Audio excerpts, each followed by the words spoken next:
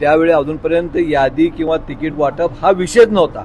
संध्याकाळी आपल्या माननीय आपल्या या प्रदेशाच्या अध्यक्षांनी आम्हाला बोलवलं गेलं, पण तुम्हाला माहीत आहे माझी अडचण काय, मी इथनं हलू शकत नाही, मी माझ्या आईच्या कारणामुळं, त्यामुळं मी गेलो नाही. पण यादी मात्र त्यांना पालकमंत्री साहेबांकडे पाठवलं होतं, एवढं खरं आहे. ती सँक्शन झाली, राजीनाम्याची चर्चा होती यादीच्या संदर्भात आता पाठवून दिलं, त्यांच्यावर चर्चा आहे, ती यादीचं ते चर्चा करण्यासाठी मी आलेला आहे.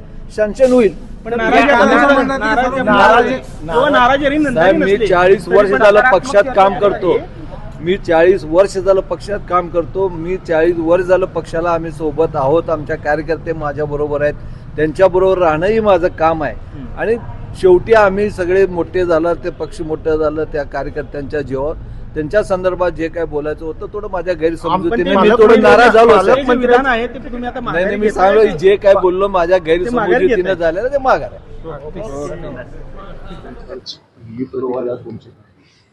नाही, माझे आपल्या सगळ्यांना हे सांगणं आहे की दोन्ही ज्येष्ठ आमदार आहेत, दोन्ही ज्येष्ठ नेते आहेत. महाराष्ट्राच्या मंत्रिमंडळात पण त्यांनी काम केलं आणि नाराजी व्यक्त करण्याचा त्यांचा अधिकार आहे, तो व्यक्त केला त्यांनी.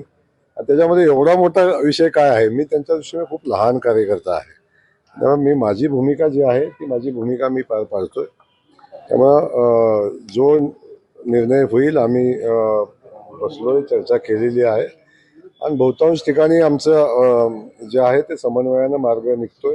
काही ठिकाणचा विषय आहे त्या संदर्भात आम्ही चर्चा करून मार्ग काढू.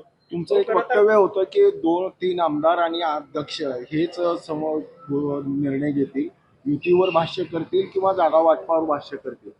बिलकुल, मी आतापर्यंत जागा वाटपावर कधी भाष्य केलेलं नाही. आज पण मी आपल्याला सांगतो की सगळेच्या सगळे उमेदवार स्थानिक आमदारच ठरवतील आणि शहराच्या जिल्हा अध्यक्षा चौघं मिळूनच ठरवतील. त्याच्यामध्ये कुठेही शंका कुशंका घ्यायचं कारण नाही. जयकुमार गोरेचा व्यक्तिगत एकही उमेदवार सोलापूरमध्ये नाही, त्यामुळे तेच ठरवतील. शहरामध्ये कोणासोबत युती करायची आहे, जरी प्रस्ताव निवडणुकीचा प्रभारी म्हणून माझ्याकडे आला तरी सुद्धा स्थानिक आमदाराशी चर्चा करूनच त्याचा निर्णय होईल. शेजारच्या मतदारसंघामध्ये डोकावण्याचा प्रकार जास्त होतोय आणि त्याच्यामुळेच ही दुष्पूट वाढली असं बोललं जातं. नक्की थोडासा विषय तो आहे. एकमेकाच्या मतदारसंघामध्ये एकमेकाचे कार्यकर्ते आहेत आणि त्या अनुषंगानं एकमेकाच्या मतदारसंघात मागणी आहे. मला वाटतं तेच मुख्य कारण आहे. ते मुंबईमध्ये जो बैठक झाली त्या बैठकीमध्ये ह्या नाराजी नाट्यानंतर काय चर्चा झाली, मुंबईमधला काय तोडगा निघाला, आज आपल्याकडे आमदार विजयकुमार देशमुख आले, त्यात चर्चा काय झाली? आमची मतदारसंघाच्या अनुषंगानं महापालिकेच्या उमेदवारांच्या नावासंदर्भात काही चर्चा आमची झाली, ते काय सार्वजनिक करायचा विषय नाही. आणि निवडणुकीच्या स्ट्रॅटेजी संदर्भात, युती संदर्भात, शहराच्या घडामोडी संदर्भात आमची चर्चा झालेली आहे आणि त्या चर्चेतनं आम्ही सगळे मिळून बसून निर्णय करू. हो, खरं तर जे ज्येष्ठ नेते आहेत, 5 टर्म आमदार आहेत, सुभाष बाबू सुद्धा ज्येष्ठ नेते आहेत, मंत्री राहिलेले आहेत, त्या दोघांची नाराजी उघडपणे जाहीर होण्या इतपत नक्की का विसंवाद होतोय आणि त्यावरती आपण पालकमंत्री म्हणून कशा पद्धतीने तोडगा काढणार? मला आपल्याला एक सांगायचं आहे की भारतीय जनता पक्ष सोलापूर शहरा एवढा मजबूत मला वाटत नाही दुसरा कुठं आहे. एवढी मजबूती पक्षामध्ये आहे. कार्यकर्त्यांची संख्या प्रचंड आहे. प्रत्येक आमदारांच्या कार्यकर्त्यांची संख्या नगरसेवक व्हायला इच्छुक असणाऱ्या प्रचंड आहे. तेव्हा एवढ्या प्रचंड कार्यकर्ते जेव्हा आहेत एकमेकांसोबत आणि ताकद तेवढी प्रचंड आहे, या परिस्थितीत थोडीशी होणार आहे, तिकिटा संदर्भात चर्चा होणार, थोडी घासाघासी होईल, थोडी नाराजी होईल. त्यामुळं तुम्ही चिंता करू नका, अगदी व्यवस्थित मार्ग निघेल आणि आम्ही सगळे बसून योग्य मार्ग काढू. मी तुम्हाला पहिल्या दिवशी आठवते की पहिल्या दिवशी सांगितलं की शहराची निवडणूक ही स्थानिक आमदारांच्या नेतृत्वाखाली होईल. इथले उमेदवार स्थानिक आमदारच ठरवतील, स्थानिक आमचा पक्ष ठरवेल आणि इथल्या निवडणुकीच्या अनुषंगानं जी रणनीती युतीच्या संदर्भात आहे तेच निर्णय घेतील.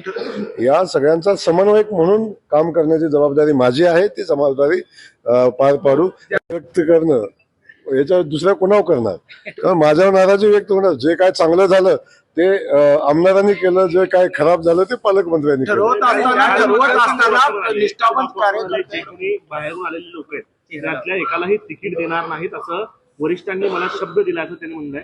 असं होणार आहे का ज्यांना तुम्ही घेतलं वरिष्ठांशी साहेब, वरिष्ठांशी प्रश्न आणखी त्याला कसं की निष्ठावंत आणि कार्यकर्ता, मी तुम्हाला या विषयावर बोललो की 60% निष्ठावंत आहेत आणि 40% कार्यकर्ते आहेत की ते कार्यकर्ते अद्यापपर्यंत पक्षाशी जोडलेले आहेत.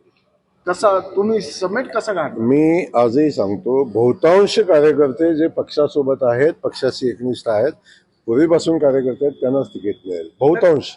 आणि काही राजकारणामध्ये काही गोष्टी आपल्याला गणित बसवायला लागतात. शेवटी राजकारण आणि युद्ध त्या परिस्थितीनुसार लढलं जातं.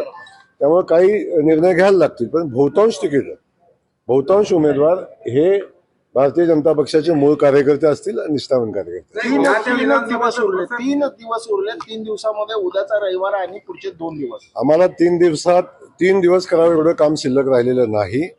आता आमच्याकडं म्हणजे तेवढं कामच शिल्लक राहिलं नाही. त्यामुळे बाकीची कामं आम्ही ते 3 दिवसात करू. महायुती होणार आहे की नाही होणार आहे, कारण त्याच्यावरून शिंदेगड सुद्धा अस्वस्थ आहे, ते देखील चाचपडत आहे. महायुती म्हणून आपण लढतोय की कसं काय एकंदरीत? महायुती म्हणून मी पहिल्या दिवशीपासून सांगितलं की भारतीय जनता पक्षाची सगळ्यांना सोबत घेऊन निवडणूक लढण्याची इच्छा आहे.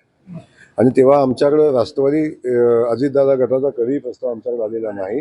त्याचा विचार करायचा प्रश्नच उद्भवत नाही.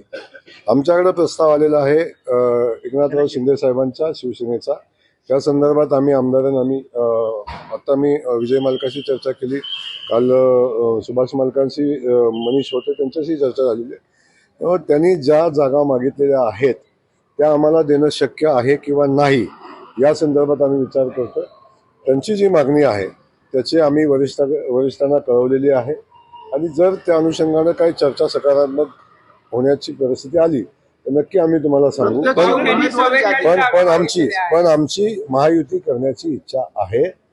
RPIचे काही लोक आहेत आठवले गटाचे, त्यांची काही मागणी आहे. परंतु त्यामध्ये काही गोष्टी आहेत की शेवटी आमचे कार्यकर्ते आहेत, त्यांचे कार्यकर्ते आहेत, युती करू आम्ही, ठीक आहे.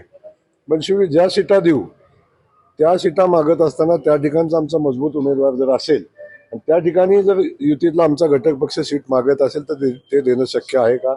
नाही. त्या अनुषंगानं फक्त युतीची जागेची चर्चा करून जमणार नाही. शेवटी सीट्स कुठल्या कोणाला द्यायच्या आहेत आणि त्या ठिकाणी आमचे त्यांचे उमेदवार कोण आहेत हेही बघायला लागेल आणि त्याच्यावर चर्चा होईल. पहिली यादी नाही, एकच यादी येईल आणि सगळी यादी एकत्र येईल. 2 उमेदवारांची यादी फॉर्म्युला आहे महाविकास किती? आघाडीचा. 40-30 45 जागा काँग्रेस लढणार आहे, 30 जागा शिवसेना ठाकरे गट लढणार आहे, आहे. 20 जागा राष्ट्रवादी शरद पवार गट आणि 7 जागा माकप गट आणि मनसे सुद्धा त्यांच्यासोबत गेले. त्यामुळे किती मोठं आव्हान असणार? एक आव्हान जर का नाही झाली मोठं आव्हान आहे. फटका बसणार. आव्हान आमच्या समोर नाही, आव्हान त्यांच्या समोर आहे. जे जागा वाटून घेतलेले आहेत तेवढे उमेदवार शोधण्याचं आव्हान त्यांच्या समोर आहे. ते आव्हान त्यांनी पेलल्यानंतर मग त्याच्यावर आपण चर्चा करू. ज्या त्या विधानसभाच्या मतदारसंघाचा अधिकार ज्या त्या विधानसभेच्या आमदाराला देणार आहे का, अशी चर्चा आहे की आता सगळं मिटलं, ज्या त्या विधानसभेच्या आमदारांना त्या त्या मतदानाचा अधिकार किंवा त्यांनी शिफारस करतील ते नावं पक्ष जाहीर करेल. मी एक तुम्हाला सांगतो, ही निवडणूक भारतीय जनता पक्ष लढतोय आणि आमचे भारतीय जनता पक्षाचे नेते आहेत. तो जो निर्णय घेतील तो कायम राहील आणि शेवटी सगळं समन्वयानं सगळ्या गोष्टीचा मार्ग निघेल. एखादा दुसरा विषय राहिला या ठिकाणी मार्ग निघाला नाही तर वरिष्ठ निर्णय घेतील आणि त्याच्यावर मार्ग निघून जाईल. शिष्टाईची टोपी तुमच्या डोक्यावर आहे, तिरकी आहे का सरळ आहे? शिष्टाईची टोपी माझ्या डोक्यावर आहे, तिरकी आहे की सरळ आहे हा विषय येतो. माझ्या डोक्यावरची टोपी अगदी सरळ आहे, स्वच्छ आहे, पारदर्शी आहे आणि समन्वयाने पुढे जाणारी आहे. आमदार साहेब, लोकशाही मराठी ऐका, पहा, जागरूक रहा.